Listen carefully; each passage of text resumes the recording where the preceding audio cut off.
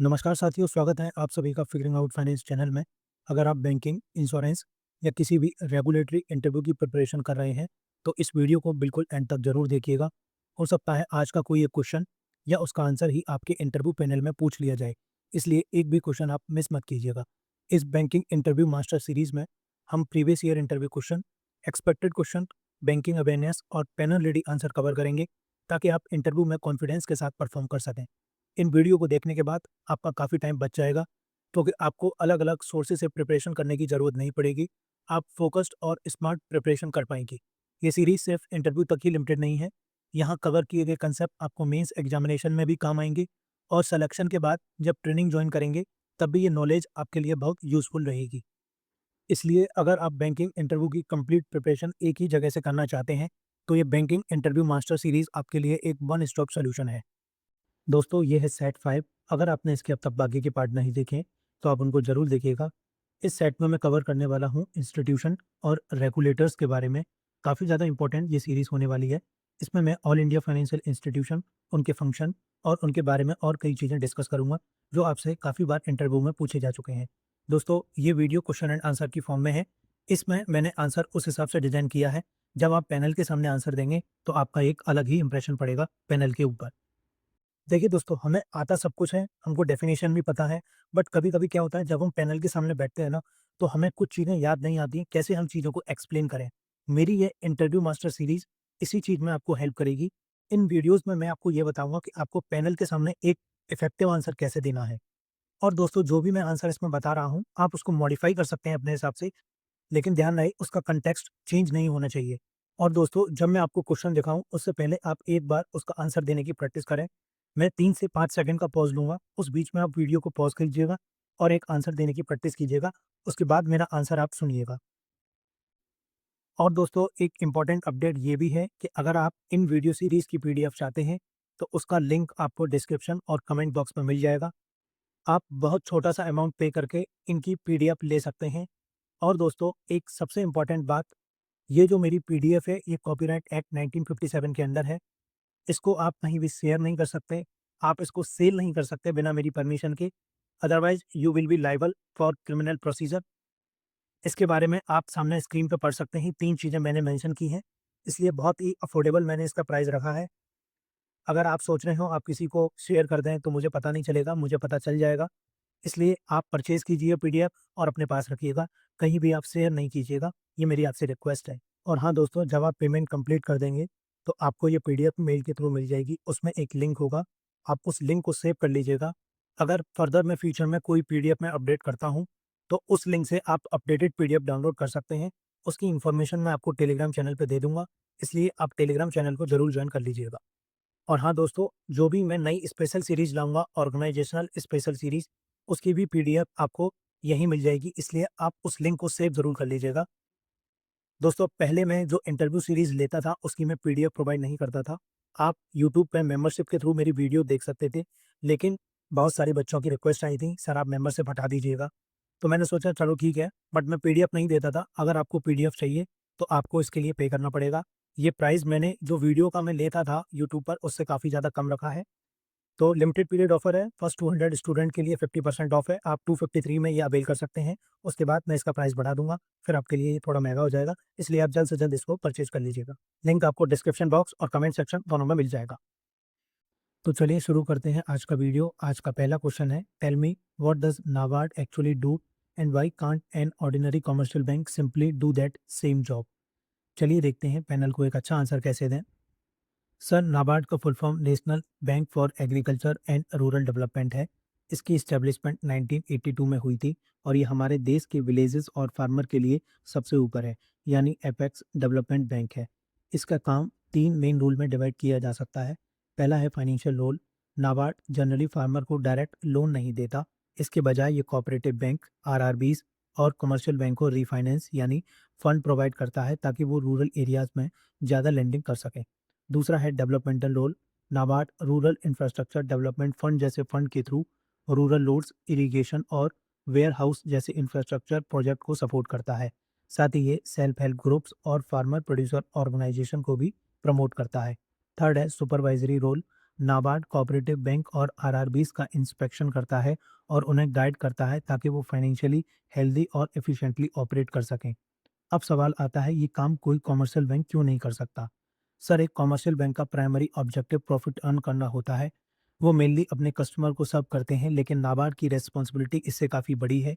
ये पूरे देश के रूरल क्रेडिट की प्लानिंग करता है, दूसरे बैंक्स को सुपरवाइज करता है और विलेजेस की लॉन्ग टर्म डेवलपमेंट को फंड करता है, चाहे उसमें इमीडिएट प्रॉफिट ना हो। एक कॉमर्शियल बैंक ना तो दूसरे बैंक को सुपरवाइज करता है और ना ही उन्हें रिफाइनेंस प्रोवाइड कर सकता है। ये पावर सिर्फ एपेक्स इंस्टीट्यूशन के पास होती है। इसी वजह से नाबार्ड का रोल अलग और बहुत ही इंपॉर्टेंट है।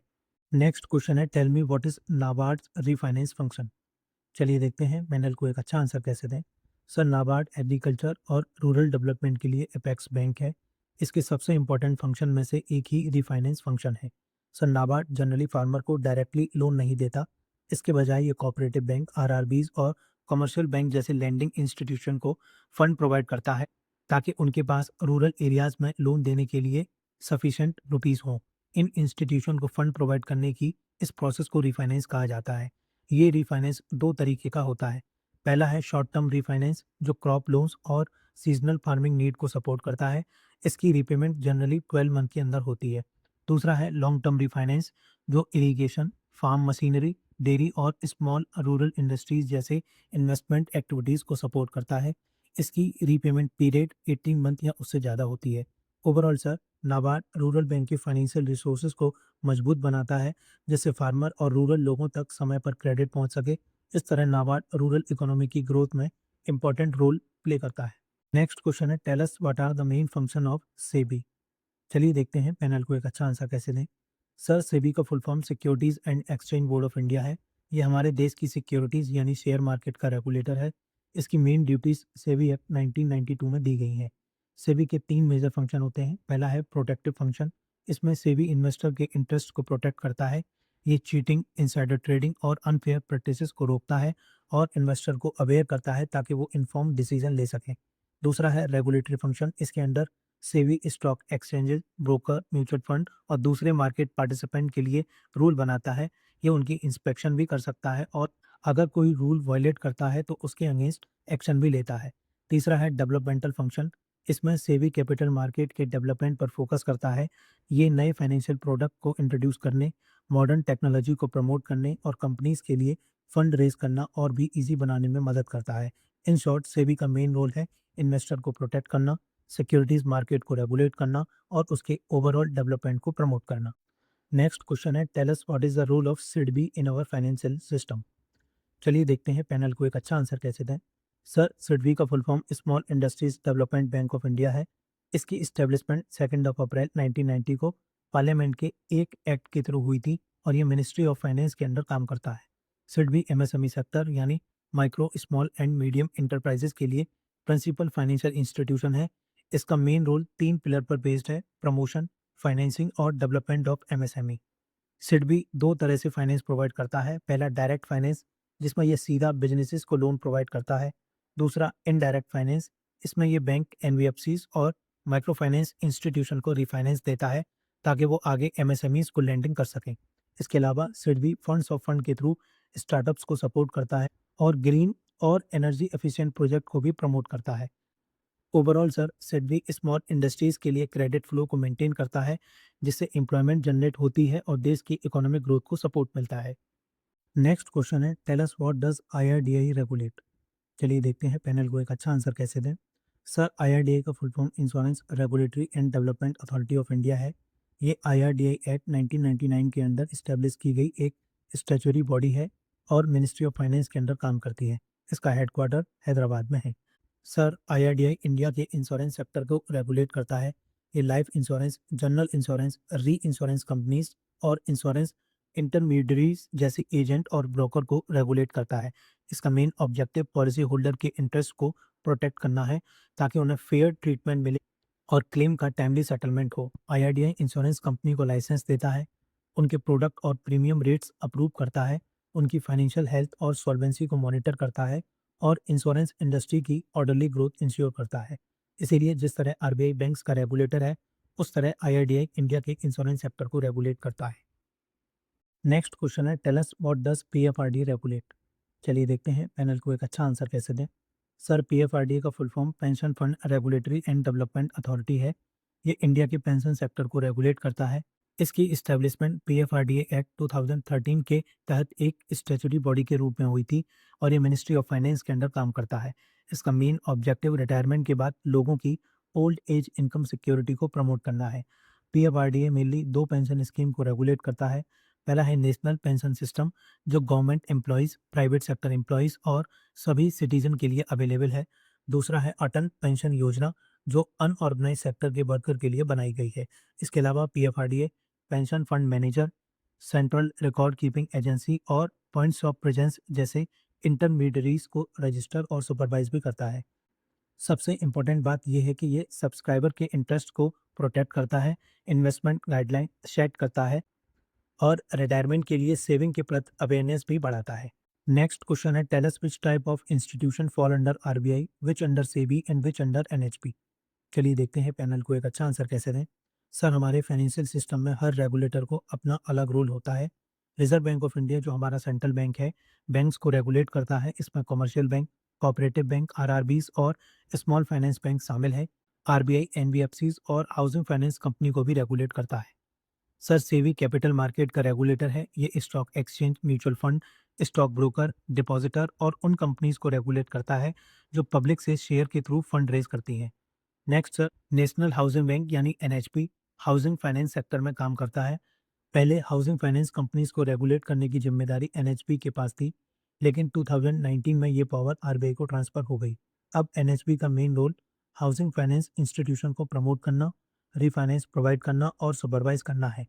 नेशनल हाउसिंग बैंक गवर्नमेंट के ओनरशिप में है और आरबीआई के रेगुलेशन के अंदर आता है। Overall sir, RBI banking sector के लिए, सेबी कैपिटल मार्केट के लिए और एनएचबी हाउसिंग फाइनेंस सपोर्ट के लिए काम करता है। नेक्स्ट क्वेश्चन है, tell us what is the role of Exim bank. चलिए देखते हैं पैनल को एक अच्छा आंसर कैसे दें। सर, एग्जिम बैंक का full form export import bank of India है।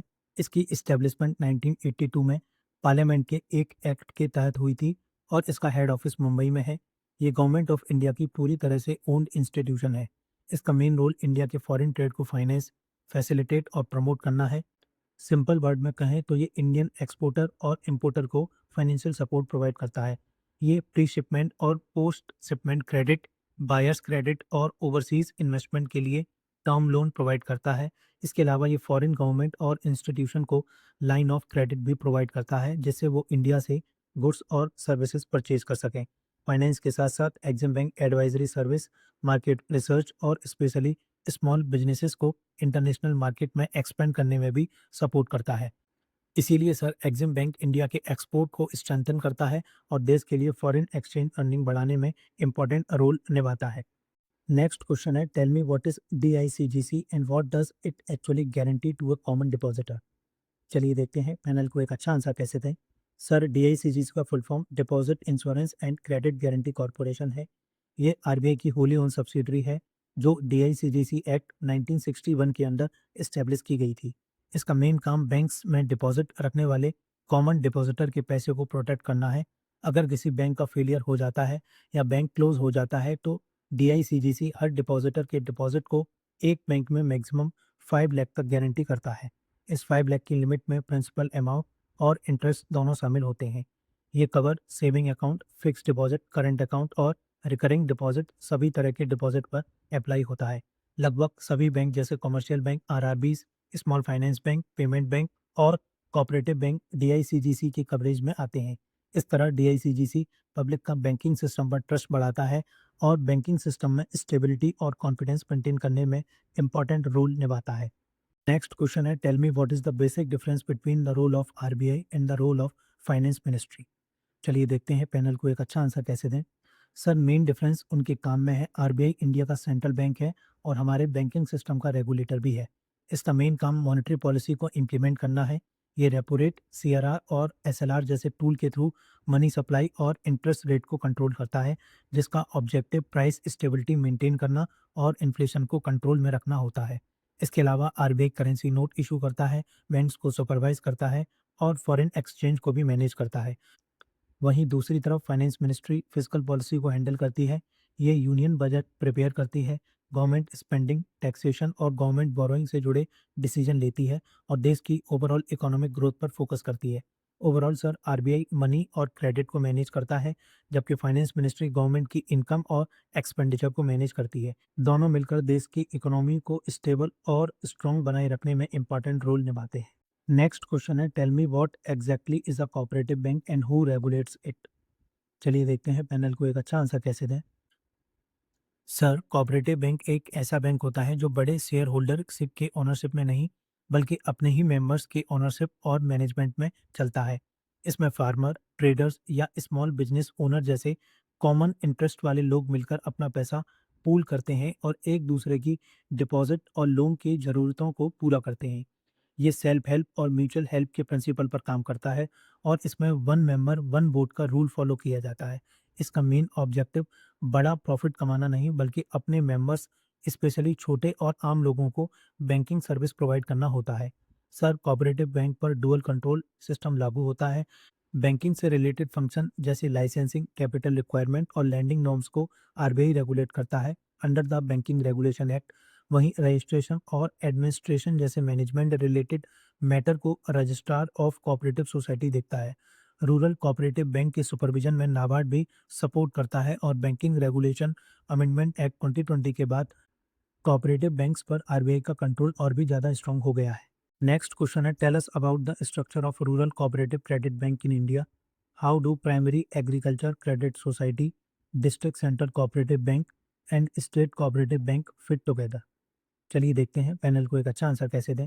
सर इंडिया का short term rural cooperative credit structure एक 3 टायर सिस्टम पर काम करता है, जो एक पिरामिड की तरह होता है। सबसे ऊपर स्टेट लेवल पर स्टेट कोऑपरेटिव बैंक होते हैं, जो एपेक्स इंस्टीट्यूशन है। उसके नीचे डिस्ट्रिक्ट लेवल पर डिस्ट्रिक्ट सेंट्रल कोऑपरेटिव बैंक होते हैं और सबसे नीचे विलेज लेवल पर प्राइमरी एग्रीकल्चर क्रेडिट सोसाइटी होती हैं, जो डायरेक्टली फार्मर के साथ डील करती हैं। फंड्स का फ्लो ऊपर से नीचे होता है। State cooperative bank fund district central cooperative bank को प्रोवाइड करती हैं और डिस्ट्रिक्ट सेंट्रल कोऑपरेटिव बैंक आगे प्राइमरी एग्रीकल्चर क्रेडिट सोसाइटी को क्रेडिट देती हैं। फिर primary agriculture credit society farmer को क्रॉप लोन और शॉर्ट टर्म लोन प्रोवाइड करता है। इस पूरे कोऑपरेटिव क्रेडिट स्ट्रक्चर को नाबार्ड रिफाइनेंस करता है और आरबीआई रेगुलेट करता है। इस तरह ये सिस्टम विलेज के फार्मर को नेशनल क्रेडिट सिस्टम से इफेक्टिवली कनेक्ट करता है। आज का लास्ट क्वेश्चन है, tell us what is SHG bank linkage model. चलिए देखते हैं पैनल को एक अच्छा आंसर कैसे दें। Sir SHG bank linkage model एक प्रोग्राम है जो नाबार्ड ने 1992 में शुरू किया था। इसका ऑब्जेक्टिव था गरीब रूरल लोग स्पेशली वुमेन को फॉर्मल बैंकिंग सिस्टम से जोड़ना।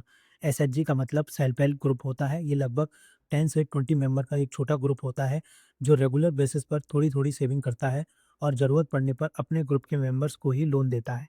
जब यह ग्रुप कुछ महीनों तक अच्छे से काम करता है, तब बैंक इसे कोलेटरल फ्री लोन प्रोवाइड करती है, जो जनरली ग्रुप की सेविंग का मल्टीपल होता है। इसमें किसी सिक्योरिटी की ज़रूरत नहीं होती, क्योंकि ग्रुप के मेंबर एक दूसरे पर ट्रस्ट करते हैं और मिलकर लोन रीपेमेंट की रेस्पॉन्सिबिलिटी लेते हैं। इस प्रोग्राम का मेन ऑब्जेक्टिव फाइनेंशियल इंक्लूजन और वुमेन एम्पावरमेंट को प्रमोट करना है। एक अच्छा एसएचजी पंचसूत्रा को फॉलो करता है, जिसमें regular meeting, regular saving, regular internal lending, timely repayment और प्रॉपर अकाउंट बुक्स मेंटेन करना शामिल है। आज के समय में एसएचजी बैंक लिंकेज मॉडल दुनिया का सबसे बड़ा माइक्रो फाइनेंस प्रोग्राम माना जाता है। दोस्तों अब मैं आपको बताता हूँ इस बैंकिंग इंटरव्यू मास्टर सीरीज में कौन कौन से पार्ट्स मैं कवर करूंगा। दोस्तों इस मास्टर सीरीज के पार्ट्स मैंने 3 लेयर में डिवाइड किए हैं, लेयर ए, लेयर बी और लेयर सी। ये लेयर 1 है, इसमें 20 सेट्स हैं। हर सेट में लगभग 10 से 12 क्वेश्चन हैं। इसमें मैंने स्टैटिक बैंकिंग अवेयरनेस और एचआर रिलेटेड क्वेश्चन लिए हैं, जो आपसे इंटरव्यू में पूछे ही जाते हैं। और ये सारे वही क्वेश्चन हैं जो प्रीवियस ईयर इंटरव्यू में पूछे गए हैं और मोस्ट एक्सपेक्टेड है, ये आपसे पूछे ही जाएंगे आपके इंटरव्यू में। हर सेट के टॉपिक मैंने मेंशन कर दिए हैं, आप एक बार इनको जरूर पढ़िएगा। इसके अलावा दोस्तों लेयर बी में टोटल 8 सेट हैं। ये सेट्स उनके लिए डिजाइन किए गए हैं जो ऑलरेडी बैंक में हैं और ऑफिसर लेवल की तैयारी कर रहे हैं। इसमें टोटल 8 सेट हैं जो काफी ज्यादा यूजफुल हैं। आप सेट के टॉपिक पढ़ सकते हैं, आपके सामने लिखे हुए हैं। और दोस्तों लेयर सी काफी ज्यादा इंपॉर्टेंट है। बहुत बच्चे मुझसे मैसेज करके पूछते हैं, सर मेरी स्ट्रीम ये है, इसमें कौन कौन से क्वेश्चन पूछे जा सकते हैं।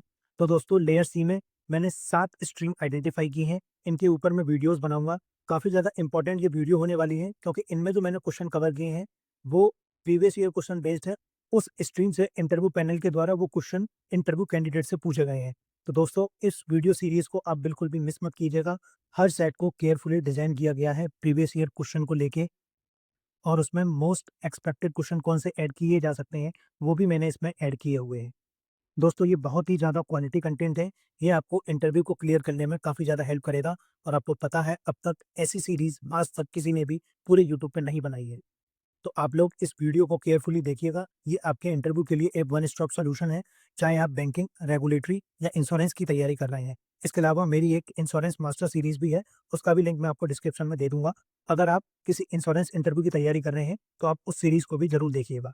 और दोस्तों एक इम्पोर्टेंट अपडेट आपके लिए ये है, ये जो सीरीज़ है ये कॉमन है RBI grade B, NABARD grade A, RRB PO, IBPS PO, SBI PO, SBI circle based officer और जो bank local bank officer recruit करते हैं, उनके लिए ये मैंने एक कॉमन सीरीज़ बनाई है।